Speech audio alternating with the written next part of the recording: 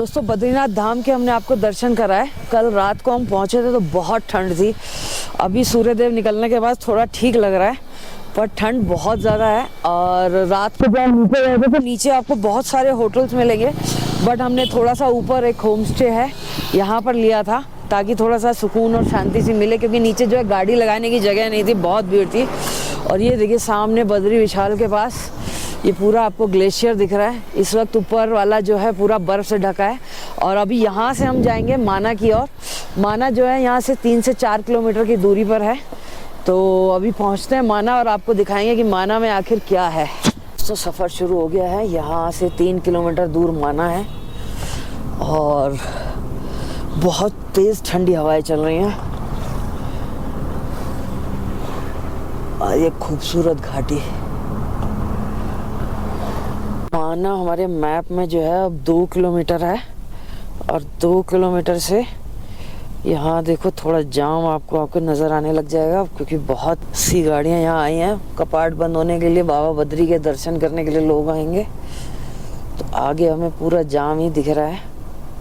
पहला बोर्ड मिला है जिसमें लिखा हुआ है फर्स्ट विलेज ऑफ इंडिया। तो फर्स्ट इंडियन विलेज जो है वो माना है यहाँ से, पर ये अभी 2 किलोमीटर पहले ही बोर्ड लगा है। माना यहाँ से जो है लगभग 500 से 800 मीटर दूर है और पूरा जाम लगा पड़ा है आगे। तो बेस्ट है कि यहीं पे हमने गाड़ी खड़ी की है और आगे बढ़ रहे हैं। अब यहाँ से माना गांव के लिए भी हम पैदल ट्रैकिंग शुरू कर रहे हैं। थोड़ा सा वॉक करने के बाद हम लोगों को दिख गया है गांव का गेट। देखो सामने गेट, इसी गेट से आप अंदर एंट्री करेंगे। गेट में लिखा है सीमांत गांव माना। और यहाँ पर सरस्वती विज्ञान धाम, महर्षि भगवान वेदव्यास गुफा और गणेश गुफा, सारी शॉप्स हैं। और इसी गांव की कुछ लोग ट्रैक करते हैं, कुछ लोग और आगे आके बड़े जो दूसरे ट्रैक्स हैं, स्वर्ग रोहिणी ट्रैक है, विष्णुधारा ट्रैक है, तो वो सारे ट्रैक्स इसी गांव से होते हुए शुरू होते हैं। देखो यहाँ पर जो है ऊनी कपड़े बहुत मिलते हैं। कि यहाँ पर जो गर्म कपड़े हैं वो बहुत अच्छे होते हैं। दोस्तों भारत में अनेक ऐसे गांव हैं जिनमें कुछ ना कुछ पौराणिक रहस्य जुड़े हैं। कुछ इसी तरीके का ये गांव भी है। ये गांव पवित्र बद्रीनाथ से 4 किलोमीटर की दूरी पर है, जो तिब्बत की सीमा से लगा हुआ है। इस गांव का रिश्ता महाभारत काल से भी है और भगवान गणेश जी से भी है। मान्यता है कि इस गांव से होकर ही पांडव स्वर्ग गए थे। कहते हैं इस गांव का नाम मणिभद्र देव के नाम पर माना पड़ा था। पौराणिक मान्यताओं के अनुसार यह भारत का एकमात्र ऐसा गांव है जो धरती पर मौजूद चारों धामों में से भी सबसे पवित्र माना जाता है। इस गांव को श्राप मुक्त और पाप मुक्त भी कहा जाता है। यहाँ जो कड़ाके की ठंड पड़ती है, 6 महीने तक यह केवल बर्फ से ही ढका रहता है। यही कारण है कि यहाँ की पर्वत चोटियाँ बिल्कुल खड़ी और शुष्क हैं। सर्दियाँ शुरू होने से पहले यहाँ जितने भी ग्रामीण हैं ये नीचे स्थित चमोली गांव में चले जाते हैं। और ये तो बेसिकली सब जो आप ड्रेस देख रहे हैं ये भुंटर जाति के लोग होते हैं। ये आंटी आप खुद बनाते हैं आंटी?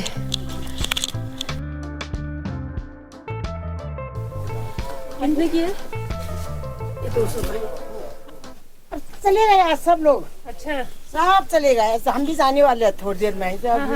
संभाल रहे सब। अच्छा ये तो यहाँ मिल जाता था? हाँ न मिलता तो वैसे नहीं है, पर सब अपने लिए बनाते हैं। अच्छा सिलवाना पड़ता है? सिलवाना पड़ता है। कपड़ा मिल जाता है उसका? पूरा ड्रेस एक ही सिलवाना पड़ता है। अच्छा दर्जी के पास कपड़ा ही मिल जाता है? बद्रीनाथ नहीं मिलता। अच्छा वहाँ मिल जाएगा। पूरा सूट मिल जाता है, पूरा सब मिल जाता है। तो अभी यहाँ से आप चली जाओगी? अभी जाऊंगी बद्रीनाथ, अभी संभाल रहे ना इधर। तो ये सब बंद रहेगा? सब बंद रहेगा। और गांव वालों तो चले गए सब। आज कल पूजा हमारा पूरा हुआ। भगवान भूमियाल देवता का, तो उसको गुप्त का वो कर दिया, बस कर दिया। अब यहाँ हम नहीं रहते। कल फिर बद्रीनाथ जी की भी डोली? आज बद्रीनाथ जाऊंगी, कल बद्रीनाथ डोली देखेगी, फिर चले जाएंगे। अच्छा, फिर कहाँ इसीलिए रहते हो आप? रुकी है, नहीं तो मैं आज ही जाते। फिर आप कहाँ रहते हो? हम पांडुकेश्वर। देहरादून रहते हैं। अच्छा, देहरादून। हाँ, और गोपेश्वर भी है मकान। तो यहाँ से जो है रास्ता होता है भीम पुल के लिए लेफ्ट, सरस्वती नदी के लिए लेफ्ट, और केशव प्रयागराज, गणेश गुफा और व्यास गुफा यहाँ है। तो पहले हम चलते हैं गणेश गुफा और व्यास गुफा। दोस्तों, जब हम गांव से कुछ ऊपर चढ़ाई चढ़ते हैं तो सबसे पहले नजर आती है गणेश गुफा और उसके बाद में व्यास गुफा। व्यास गुफा के बारे में कहा जाता है कि यहीं पर वेद व्यास जी ने पुराणों की रचना की थी और वेदों को 4 भागों में बांटा था।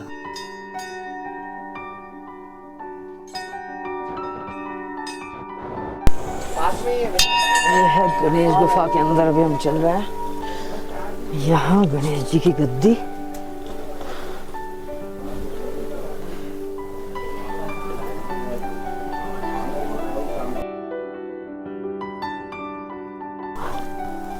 गणेश जी की गुफा, जहाँ बैठकर उन्होंने वेद पुराण और महाभारत की रचना की थी। और ये गुफा आपको बड़ा झुक के नीचे जाना पड़ेगा। ये गणेश जी की गुफा की परिक्रमा है। कहानी ये है कि भगवान श्री व्यास जी ने पुराण और महाभारत का जो है लिपिबद्ध किया था गणेश जी ने। तो महर्षि व्यास जी ने जितने भी वर्णित किया था उसको गणेश जी ने लिपिबद्ध किया था। तो ये है सामने व्यास पोथी, यहीं से व्यास जी ने सुनाया था और वहाँ नीचे गणेश जी ने सुना था।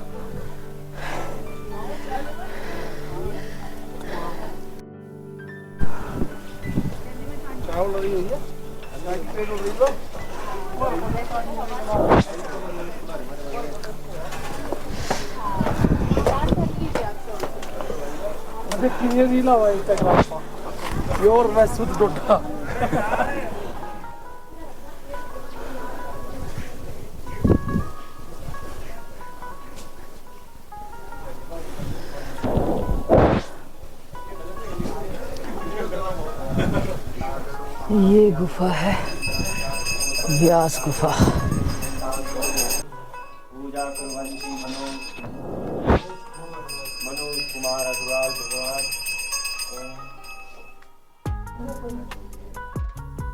माना विलेज बहुत ही खूबसूरत।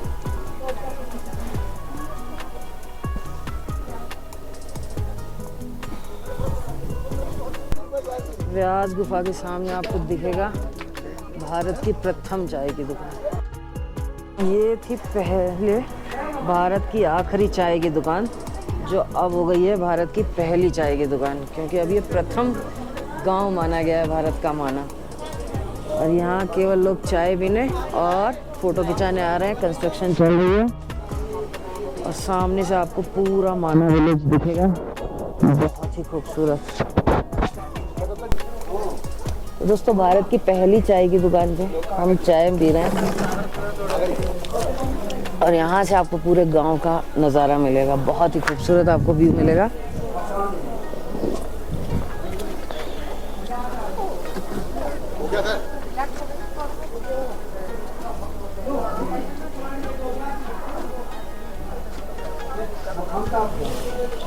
ये है बॉर्डर, उस पहाड़ी के उस पार है तिब्बत और चाइना और उस पहाड़ी के इधर है इंडिया। तो यहाँ आपको भारत का झंडा मिलेगा।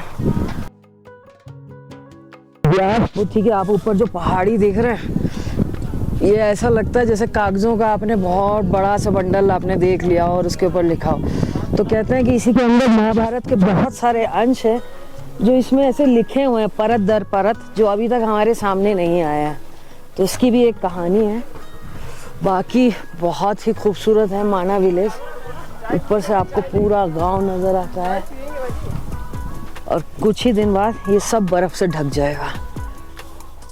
दोस्तों हमारे साथ चंदन राय जी यहाँ पे मिले हैं जो घूमने के लिए आए हैं। तो चंदन राय जी कैसा लग रहा है आपको माना? हमें बहुत अच्छा लगा, बहुत अच्छा लगा। मतलब एक बॉर्डर पे खड़े होकर कि उस तरफ जो है चाइना और तिब्बत है और इधर अपना बहुत बड़ी बात है। कैसे फील लग रहा है? बहुत बड़ी बात है। और ये एक तो चीज भी लगती है इतने दुर्गम जगह पे लोग कैसे रह रहे हैं।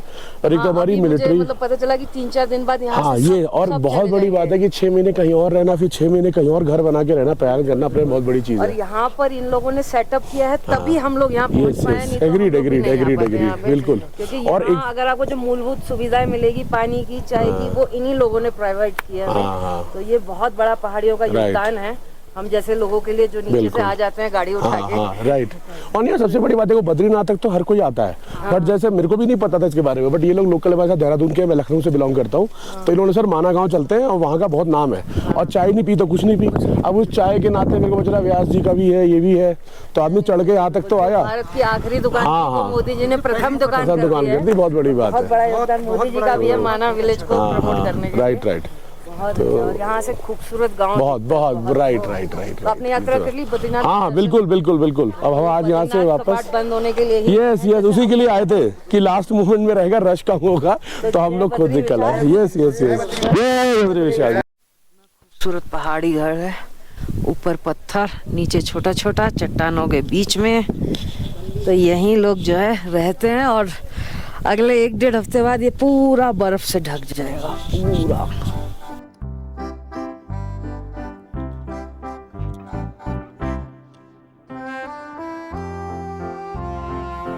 दोस्तों ऊपर से नज़ारा, वहाँ नीचे है सरस्वती नदी का उद्गम।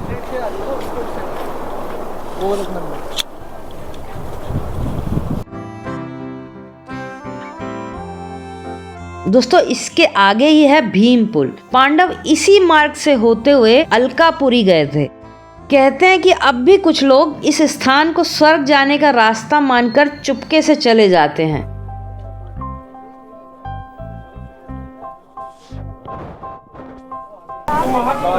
यहाँ हम पहुँच गए। ये देखो वो है सरस्वती नदी।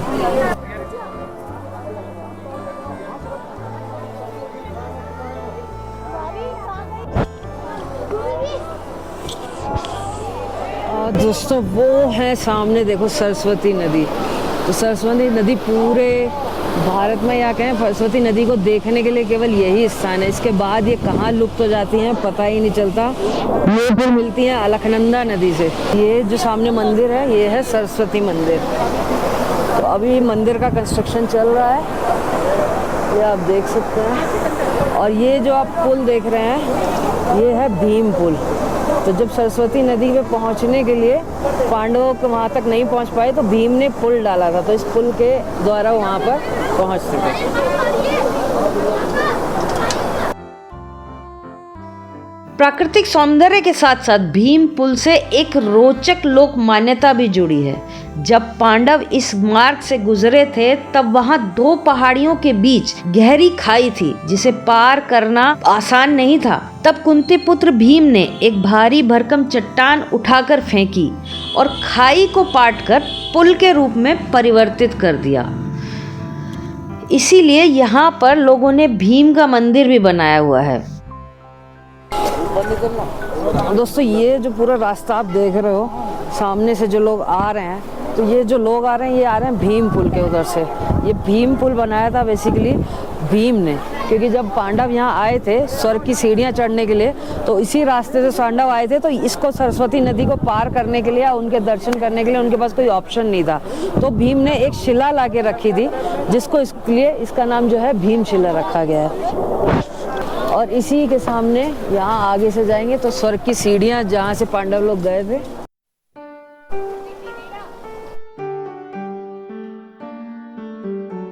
यहाँ से वसुधारा का जो ट्रैक शुरू होता है और स्वर्ग रोहिणी का जो ट्रैक शुरू होता है वो बेसिकली यहाँ से होता है और इस गेट के बाद से होता है। तो इस गेट के बाद से यहीं से पांडव स्वर्ग की तरफ गए थे। और ऐसी भी मान्यता है कि जब यहाँ से गए थे तो यहाँ पर एक द्रौपदी का मंदिर भी है। अभी मुझे दिखा नहीं है, कहीं दिखेगा तो मैं आपको बताती हूँ। क्योंकि इसमें यह था कि द्रौपदी ने यहीं पे अपने प्राण त्यागे थे और यहीं उनका मंदिर बनाया गया। तो द्रौपदी का एक ही मंदिर है, अभी आगे चलेंगे तो शायद दिखेगा। तो स्वर्ग रोहिणी गेट से जैसे ही आप अंदर आएंगे यहाँ आपको कुछ प्रतिमा दिखेगी। मुझे लगता है 5 पांडवों की प्रतिमा बनाई गई है। और यहाँ से आपको नदी, यहीं से ट्रैक शुरू होता है वसुधारा का। तो अभी हम आगे चल रहे हैं वसुधारा की तरफ।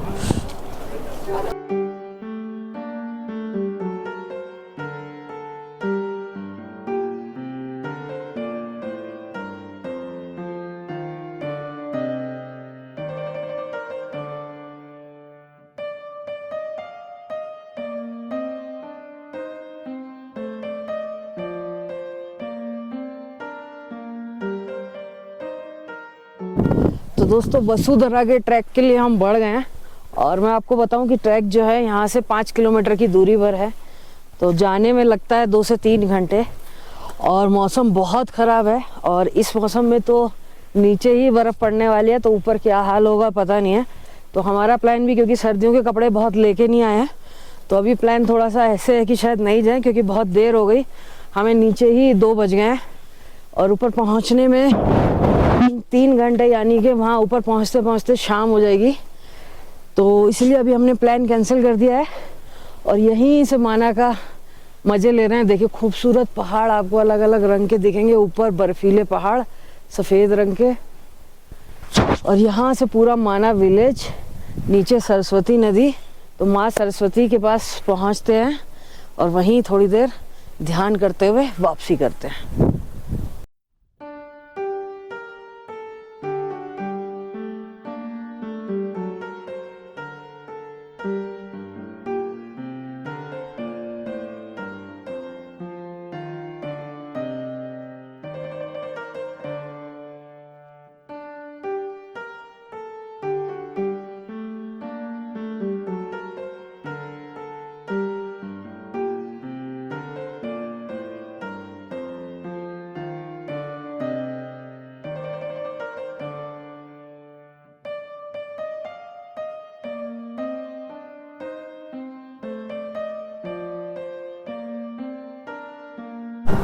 दोस्तों माना जो है वो 1 दिन का ट्रिप हम लोगों ने पूरा कंप्लीट कर लिया है और माना घूमने के लिए बहुत अच्छी जगह है। आप बिल्कुल अपना प्लान बनाइए, घूमने आइए। और अगर आप 1 दिन का प्लान बना रहे हैं तो आप माना में घूम पाएंगे, और अगर आप 4-5 दिन का प्लान बना रहे हैं तो आप ऊपर ट्रैक भी कर सकते हैं। तो अपनी तैयारियों के साथ आइए, क्योंकि ऊपर बहुत ठंड होती है, तो उसके हिसाब से तैयारी करते हुए आइए।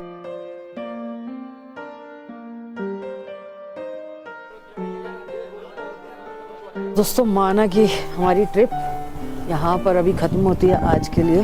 बोर्ड लगा हुआ है पुनः पधारिए, तो पुनः पधारेंगे ज़रूर। तो अभी कहाँ जाना है ये अभी कुछ प्लान नहीं किया है, चलते हैं आगे देखते हैं कहाँ की तरफ बढ़ा जाए।